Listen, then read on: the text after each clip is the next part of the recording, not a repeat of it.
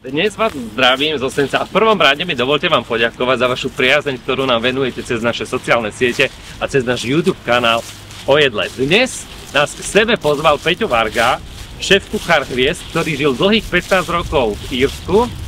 Bude to zaujímavé, poďte spolu so mnou tam, ja sa brutálne teším. Ja mu zavolám tieto hviezdy, ktoré obsluhujú Rickyho Martina a Madonu a podobných, s nimi to je problém. Ale s Peťom musím povedať, že to bolo úplne super. Čo sa týka tejto dohody?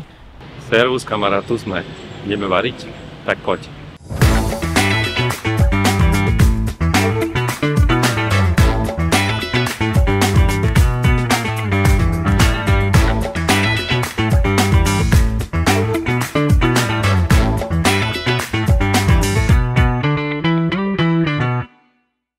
Čaute, nachádzame sa v Senci, nachádzame sa doma u mňa.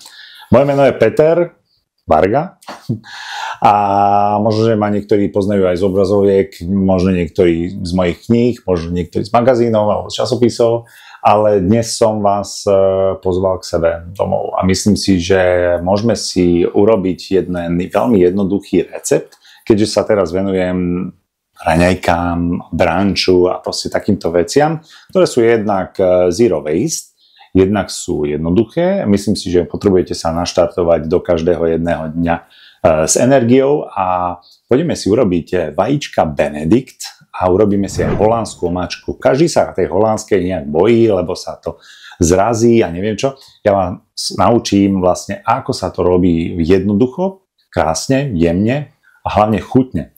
Ale na to budem potrebovať jednu odbornú pomoc, teda odbornú pomoc pomocníka, a toho si teraz zavolám. Pierre.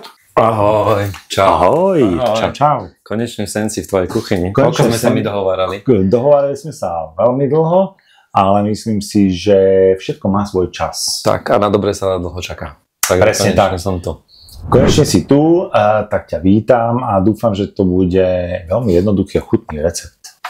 Odborné. A mne sa, vieš, čo sa mi zapáčilo, že zero waste. Zero waste, presne tak, pretože to povedať ľuďom. Pri tých raňajkách je to tak, že naozaj, že alebo pri tých obedoch, že keď robíš nejaké meníčka, tak vždy ti niečo zostane, potom čo s tým nakombinovať alebo to vyhodiť a stále ti zostáva vlastne niečo a stále nie si teda v pluse a ty by si mal byť proste v pluse.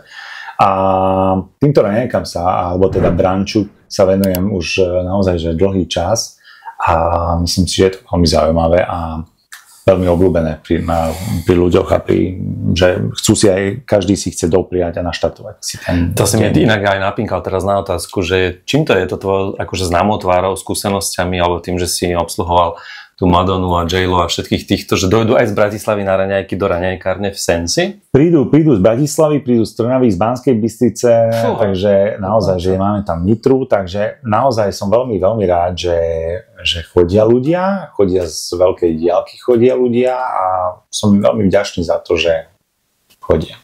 Na holandskú omáčku budeme potrebovať maslo, citrónovú šťavu, stačí nám polka citrónu, ďalej sú tu žltky, alebo žltka, vajíčkové, mám tu 4.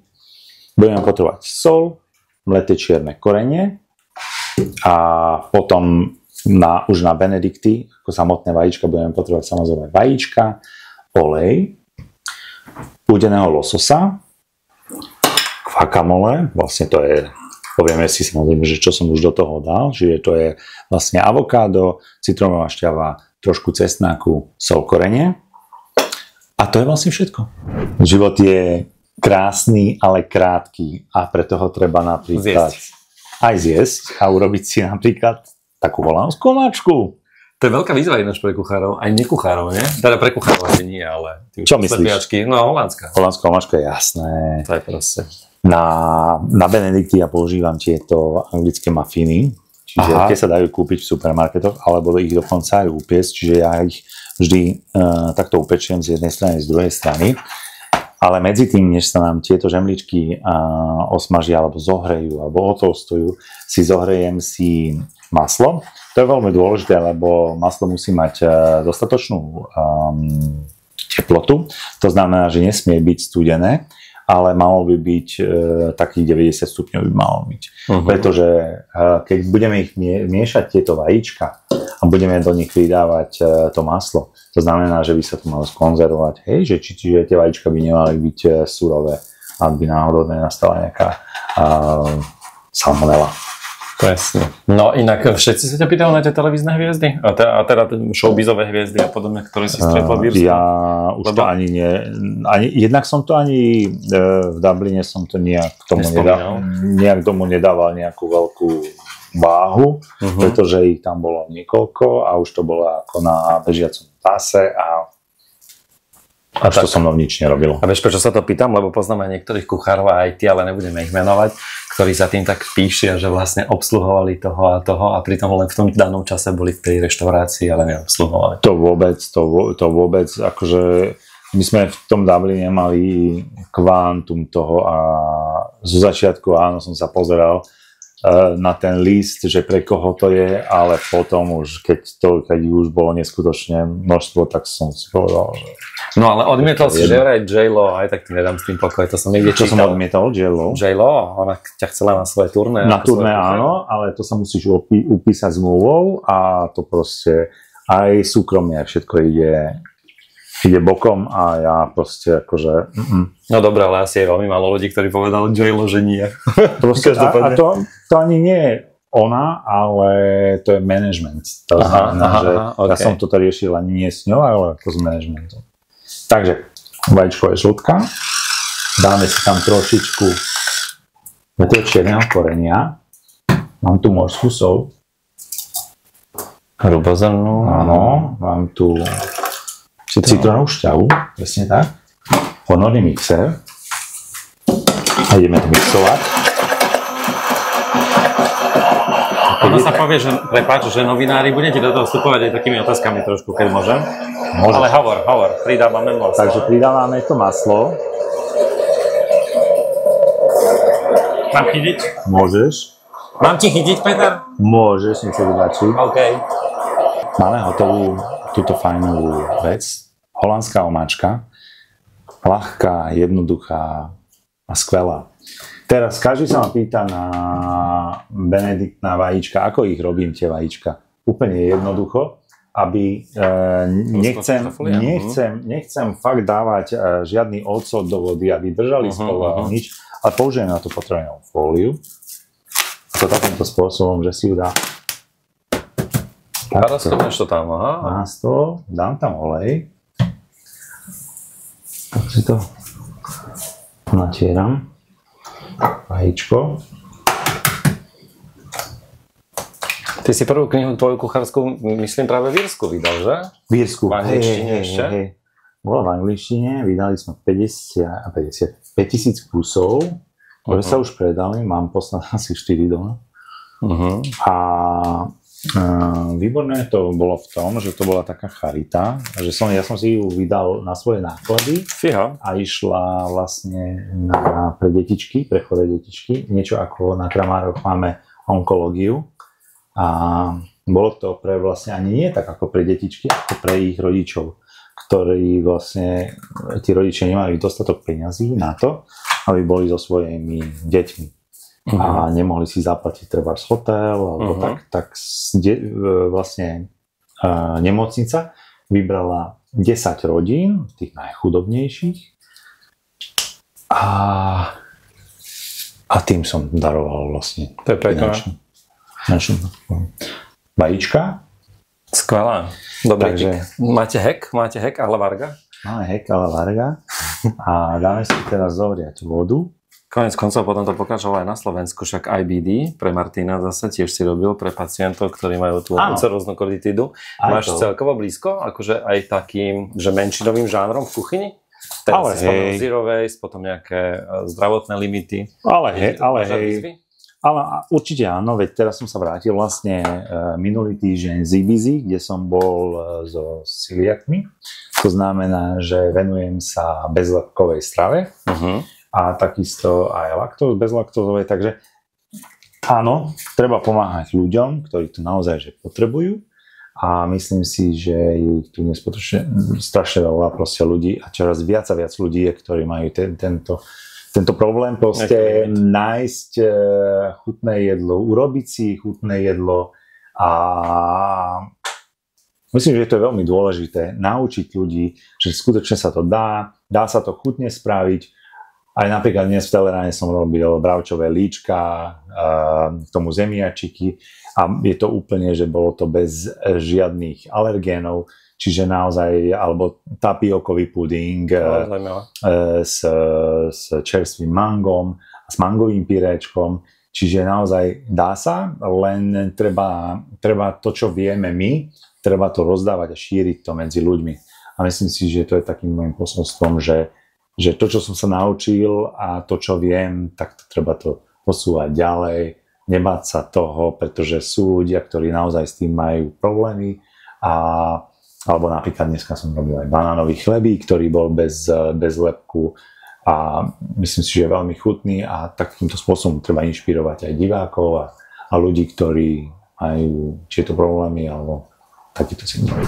Ja som vždy mal rád rána, pretože prechádzka jedna aj Bratislavou alebo hoci ktorým mestom ráno je úžasná, pretože všetci ľudia spia a vtedy je prirodzene krásne svetlo vonku a vtedy to mesto spí a vtedy sa môžem proste nadýchnúť toho čo robíš? Čára. Premýšľaš a bilancuješ deň predtým alebo počúvaš hudbu, alebo čo robíš, keď vidíš takú prázdnu seneckú nejakú promenádu niekde? Alebo vieš čo, ľudia sa vracajú vtedy z diskoték, z party alebo prípadne majú svoje nočné aktivity. Pozdravujem mojich susedov tu nado mnou, ktorí ma zobúdzajú svojimi aktivitami. Nočnými, presne. Takže hej. Môže fungovať predstavivosť. Potom ti to tvorí v kuchyni o to viac. Presne, ráno sú raňajky o to bizarnejšie a pikantnejšie a divnejšie. Takže ja chodím do školy, do roboty a niekto ide spať proste, buď po nejakej žúrke, diskotéke alebo tak. A kde dobíjaš baterky? Mne príde, že ty musíš mať vďaka tomu jedlu veľmi veľa priateľov, lebo ty keď veľakrát ideš do rádia, takto. Keď Varga chodí takto. Áno, prosím vás, vážení. Do Telerána, všade. Všade to počúvam, my máme veľmi veľa spoločných kamarátov, o niektorých ani nevieš, ale všetci vravia, že toto je náš Peťko, toto. No, Hody. Si mal dať prostredné meno, Peter Hody Varga.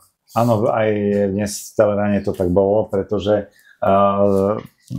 veď treba nakrmiť tých ľudí a treba ukázať tým divákom, že naozaj sa dá a tak variť jednu porciu, to je proste ťažšie pre mňa, ale naozaj proste, keď tam je ten pestrý stôl s pestrými jedlami a je to také tematické a je tam široká škála tých jedál od predjedál, hladných jedál po dezerty a skutočne, že sa to dá a tak treba inšpirovať proste akože ľudí. A k tým baterkám myslím si, že spokojní zákazníci ti dobíjajú baterky, ktoré ti chýbajú. Počuj, Peťo, ty si taký poriadku milovný a systematický vo všetkom, že keď to vidím takto tie misky a všetko. Práve som ti spomínal, že to treba poriešiť. Takže to neukazujem. Vynoviť. Takže máme už vajíčka pripravené, uvarené a máme tu avokádovú nátierku. Robil som ju na spôsob guacamole, či to znamená, že citrónová šťava, cesnak, sol, korenie, avokádo a kto chce, nech si dá aj čili. No a nešetríš to? Ja aj v robote, keď si človek za niečo zaplatí, tak nech to aj dostane a tak by to malo byť. To som chcel povedať, ešte stíhame, už nestíhame dneska raňajkáreň do nejakej 13. Tak, raňajkáreň nie je otvorená v pondelok, takže sme otvorení útorok až sobota a potrebujeme si aj my oddychnúť. Určite. A v rámci toho máme napríklad aj môžem robiť Telerána v pondelok. Takže Telerána v pondelok, tie mám veľmi rád, tam cítim ako ryba vo vode, pretože mám tam skvelých ľudí, ktorí vytvárajú to pozitívne a dobré ráno a od moderátorov počnúc, takže všetkých aj pozdravujem. A Teleráno je superné v tom, že majú tam vynikajúcu šéfku Zuzku a Zuzka tomu šéfuje a robí to mnohé roky a robí to veľmi, veľmi dobre. Takže naozaj sa tam cítim veľmi, veľmi dobre a veľmi rád tam chodím.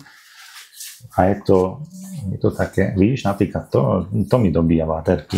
A vždy tie správy od tých divákov a si hovorím, že wow, že to je niečo, čo len tak nedostaneš. Mne z toho príde, čo si mi dnes povedal, že miluješ jedlo, ale aj ľudí ako ja. Že proste ty si fakt, že veľmi tie priateľstvá a tie kontakty sú pre teba dôležité, čo je krásne.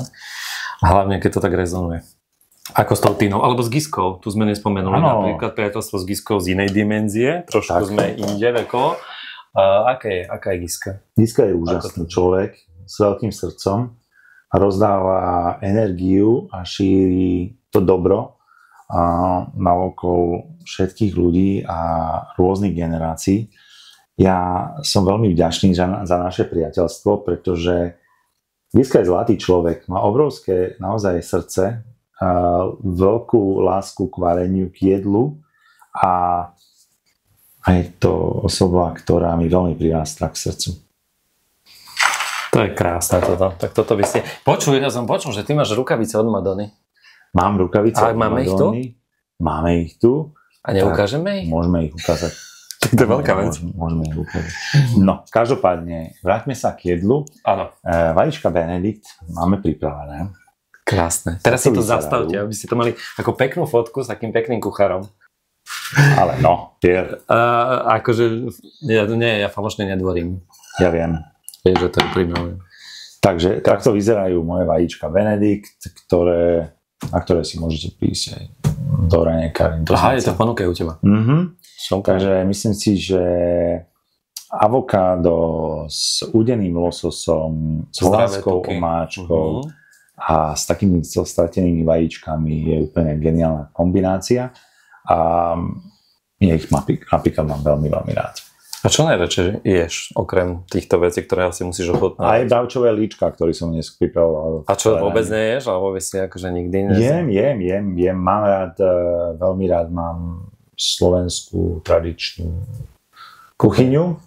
Tá je výborná, pretože aj tie staré recepty našich mám vieme vynoviť, vieme ich vylepšiť a stále zachovať tú klasickú chuť, ktoré majú. A čo by si nezjedol nikdy napríklad, alebo že čo fakt nemusíš? Držky nemusím. Držky? Držkov asi. To si na vojne varil? Lebo ty si, že varil, na vojne si. Áno. Varil, podobne ako ja. Takže bolo to, takže držky, že lebo tam sme držky aj to si čistili, aj varili, aj tie žalúdky, takže tam som si povedal, že asi toto nie.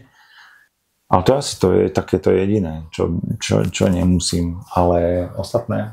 Asi viac kuchár, či cukrár? Asi stále kuchár, ale dosť aj aktívne pečieš. Áno. Rád pečiem, rád vymýšľam aj nové veci a stále musím, proste to ťa tak ženie dopredu a stále musíš rozmýšľať a tak ako gastronómia, tak všetko ostatné ide dopredu a musíš sa riadiť novými trendami a vecami. Dobre, ideme si pozrieť tvoje rukavice a nejaké tvoje knižky ukážeme divákom. A veľmi pekne ti ďakujem. Krátky, svižný, veľmi rýchly rozhovor a sledujte Peťa Vargu a dojdite do Senca, do raňajkárne. Ja veľmi pekne ďakujem, že ste prišli. Pozdravujem aj teba. Aj teba.